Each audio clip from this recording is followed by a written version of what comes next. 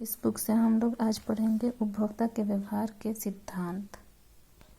Gaussian का द्वितीय नियम कहलाता है समसीमांत उपयोगिता नियम। कुल उपयोगिता अधिकतम होती है जब सीमांत उपयोगिता शून्य होती है। सुप्रसिद्ध हीरा पानी विरोधाभास की व्याख्या किसके द्वारा होती है? तो सीमांत उपयोगिता। प्रसिद्ध हीरा पानी विरोधाभास किसने दिया? Adam Smith. गणनावाचक उपयोगिता सिद्धांत के अनुसार मुद्रा की सीमांत उपयोगिता स्थिर रहती है। आय के स्तर एवं खरीदी जाने वाली वस्तु की मात्रा के बीच संबंध को कहते हैं एंजल नियम। कौन सा सिद्धांत मांग के तार्किक सिद्धांत का तीसरा मूल नाम से जाना जाता है? तो प्रकट अधिमान सिद्धांत। कौन गणनावाचक उपागम से संबंधित है? तो उपयोगिता सिद्धांत। किसी वस्तु के लिए उपभोक्ता पूर्ण तृप्ति बिंदु पर होता है जब सीमांत उपयोगिता होगी शून्य। पीछे की ओर झुका हुआ एंजल वक्र किससे संबंधित है? तो निकृष्ट वस्तु से। कीमत प्रभाव की गणना करते समय कौन स्थिर रहता है? तो मौद्रिक आय। एक गिफिन वस्तु के लिए मूल्य मांग संबंध बना ग्राफ है ऊपर की ओर जाता हुआ। एक ग्राहक की क्रय शक्ति में परिवर्तन के द्वारा मांग में परिवर्तन कहलाता है आय प्रभाव। एक उपभोक्ता संतुलन तब कहा जाता है जब वह अधिकतम प्राप्त करता है संतुष्टि। यदि दो वस्तुएं प्रतिस्थापित हैं जैसे चाय और कॉफी, उनके बीच अनुप्रस्थ लोचशीलता होगी धनात्मक। उद्घटित अधिमानी सिद्धांत आधारित है आचरणवादी क्रमवाचक उपयोगिता पर। उपभोक्ता किस वस्तु की कीमत घटने पर उपभोग घटा देता है? तो गिफिन वस्तु। गिफिन वस्तुएं संदर्भित हैं अपकृष्ट वस्तुएं। गिफिन वस्तु की मांग वक्र होगा दाईं ओर ऊपर उठता हुआ। बजट प्रभाव से आशय है आय के वितरण पर सरकारी व्यय। प्रकट अधिमान सिद्धांत का निर्माण किस अर्थशास्त्री ने किया? तो सैमुअल्सन ने किया। एंजल वक्र किसके बीच संबंध स्पष्ट करता है? तो आय एवं उपभोग। निकृष्ट वस्तुओं का आय प्रभाव होगा ऋणात्मक। उपभोक्ता संतुलन में होता है जब सीमांत उपयोगिता होगी समान। किसी उदासीनता वक्र के प्रत्येक बिंदु पर व्यक्त किया जाता है समान संतुष्टि। स्लस्की समीकरण व्याख्या करता है मूल्य, आय तथा प्रतिस्थापन प्रभावों के बीच विभाजन की। कौन सी एक निकृष्ट वस्तु है? तो कैरोसिन। उपभोक्ता व्यवहार का प्रकटित अधिमान सिद्धांत इस पर आधारित है। किस पे? तो संगतता, प्रबल क्रमण, मांग की धनात्मक आयलोच। प्रकट अधिमान सिद्धांत के लिए सत्य है संगति, संक्रमिता और तर्क संगतता। अधिमान सिद्धांत किन मान्यताओं पर आधारित है? तो सबल क्रमबद्धता पर। किस अर्थव्यवस्था में उपभोक्ता को सम्राट कहा जाता है? तो पूंजीवादी। गोसेन का प्रथम नियम है सिद्धांत उपयोगिता ह्रास नियम। आय तथा प्रतिस्थापन प्रभाव की व्याख्या के लिए लागत अंतर विधि का प्रयोग किया था स्लस्की ने।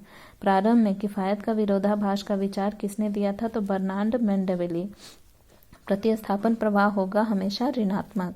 प्रतिस्थापन लोच की अवधारणा प्रस्तुत की थी हिग्स ने। एक उपभोक्ता का मांग वक्र प्राप्त किया जा सकता है कीमत उपभोग वक्र से। सीमांत उपयोगिता के विचार को विकसित किया था अल्फ्रेड मार्शल ने। बजट रेखा का ढाल निर्भर करता है वस्तुओं की कीमत पर। जिन वस्तुओं का बाजार में कोई मूल्य नहीं होता वे हैं अनार्थिक। सामान्य पदार्थ एवं श्रेष्ठ पदार्थ के लिए आय प्रभाव सदैव धनात्मक होता है। मूल्य और पूंजी के लेखक यानी कि वैल्यू एंड कैपिटल के लेखक है J.R. हिग्स। मूल आर्थिक क्रिया है उपभोग। गिफिन वस्तु के लिए एंजल वक्र होता है ऋणात्मक ढाल का। गिफिन वस्तुएं क्या होती हैं? तो निम्न श्रेणी की वस्तुओं की विशेष श्रेणी होती हैं। अब इसके बाद है तटस्थता वक्र विश्लेषण। ठीक है, गिफिन वस्तुएं संबंधित हैं घटिया वस्तुओं से। पूर्णतया पूरक वस्तुओं की स्थिति में तटस्थता वक्र का आकार होगा एल आकृति का। तटस्थता वक्र इंगित करता है वस्तुओं के बीच चुनाव का अभाव। पूर्ण स्थानापन्नों के होने पर तटस्थता वक्र रेखीय अधोगामी ढलान वाला होता है। जुआरियों के तटस्थता वक्र का प्रयोग किसके मापन हेतु किया जाता है? तो ब्याज के। पूरक वस्तुओं की दशा में तटस्थ वक्र होता है एक्स अक्ष के समानांतर रेखा। व्यापार तटस्थता वक्र की संकल्पना के प्रस्तुत करता है जेम्स मीड। तटस्थ वक्र की संकल्पना का प्रतिपादन किसने किया? तो हिग्स। उदासीनता वक्र सामान्यतः होता है मूल्य बिंदु की ओर उन्नतोदर। वैल्यू एंड कैपिटल के लेखक है J.R. हिग्स। उत्पादन सिद्धांत में प्रसार पथ अनुरूप है आय उपभोग वक्र के। आय प्रभाव सामान्यतः होता है धनात्मक। एक अधिमान वक्र का ढाल होता है ऋणात्मक। कैपिटल एंड ग्रोथ नामक अर्थशास्त्रीय पुस्तक के लेखक कौन है? तो हिग्स। यदि वस्तुएं पूर्ण पूरक हों तो उदासीनता वक्र का आकार होगा एल आकार का। एक उपभोक्ता जब संतुलन की स्थिति में होता है तो तटस्थता वक्र स्पर्श रेखा होती है कीमत रेखा की। अब इसके बाद है उपभोक्ता की बचत और अतिरेक। उपभोक्ता अतिरेक की अवधारणा दी थी मार्शल ने। उपभोक्ता बचत के सिद्धांत की परिकल्पना इनमें से किसके द्वारा प्रतिपादित की गई? तो मार्शल। उपभोक्ता की बचत निम्न के लिए अधिकतम कही जा सकती तो अनिवार्यताएं।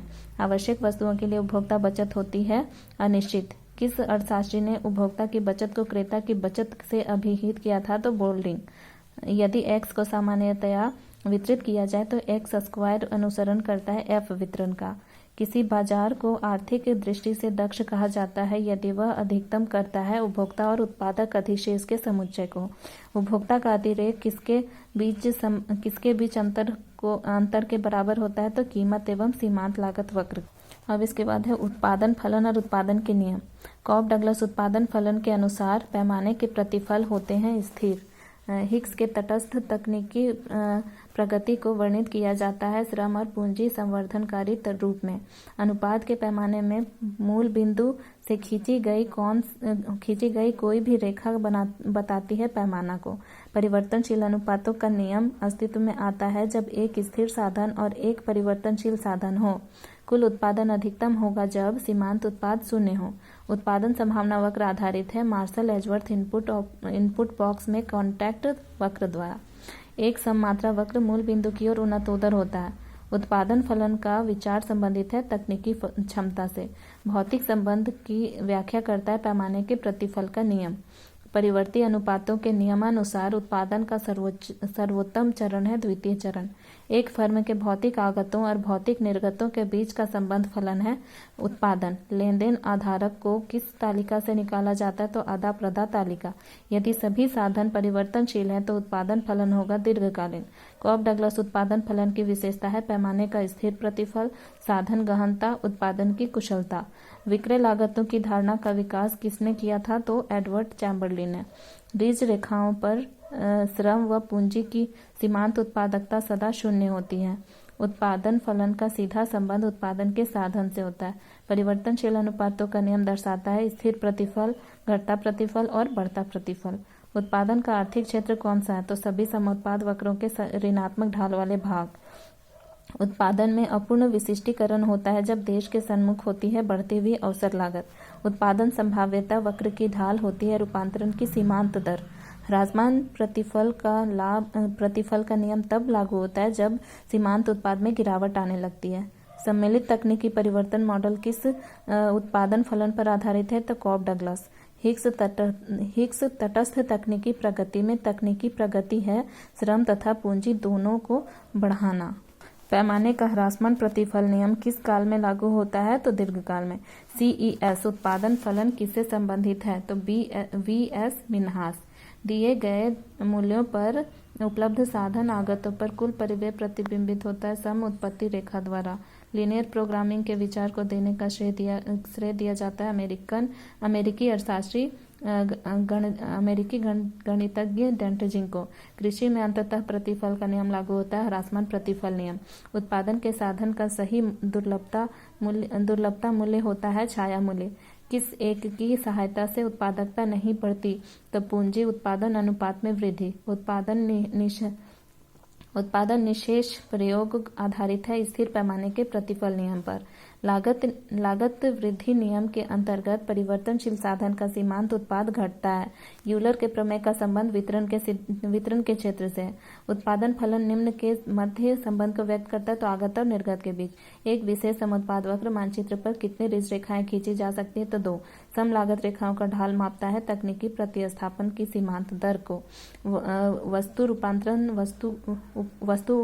वक्र को प्राप्त किया जा सकता है उत्पादन संविदा वक्र से। योग प्रमेय सिद्धांत किसने विकसित किया था? तो PH विक्सट्रीट ने।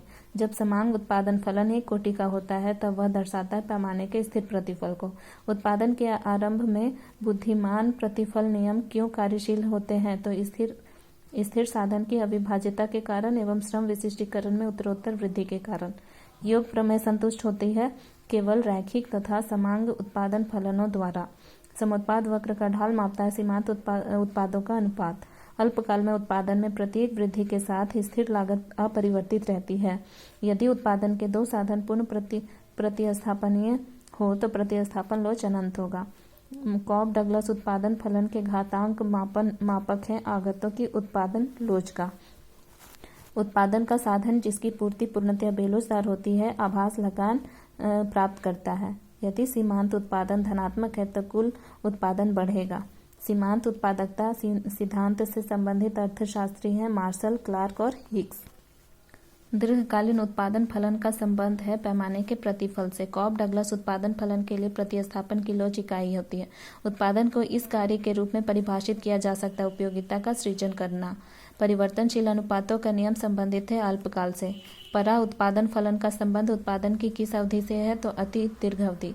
उत्पादन के साधनों की मांग कहलाती है व्युत्पन्न मांग। समुत्पाद वक्र का ढाल मापता है प्रतिस्थापन की सीमांत दर। उत्पादन का अभिप्राय होता है उपयोगिता का सृजन करना। दीर्घकालीन उत्पादन फलन के अंतर्गत सभी साधन परिवर्तनशील होते हैं। उत्पादन की प्रवृत्ति की सीमाएं व्यक्त की जाती है ऋज रेखाओं के द्वारा। एक फर्म का संतुलन स्थापित होगा उत्पादन के द्वितीय चरण में। मोड़ पर सीमांत उपयोगिता अधिकतम होती है। उत्पादन साधनों में प्रतिस्थापन लोच सदैव होती है धनात्मक। जब कुल उत्पाद अधिकतम होता है तो सीमांत उत्पाद हो जाता है शून्य। उत्पादन समाप्ति प्रमेय संबंधित है यूलर से। घटकों के ह्रासमान प्रतिफल का नियम प्रासंगिक है दीर्घ अवधि में। उत्पत्ति के नियम एवं पैमाने के प्रतिफल का संबंध है क्रमशः अल्पकाल एवं दीर्घकाल से। वह बिंदु जहाँ फर्म अपनी परिवर्तनशील लागतों को पूर्ण कर पाती है कहलाता है उत्पादन बंद होने का बिंदु। अब ये लागत के सिद्धांत नेक्स्ट वीडियो में पढ़ेंगे।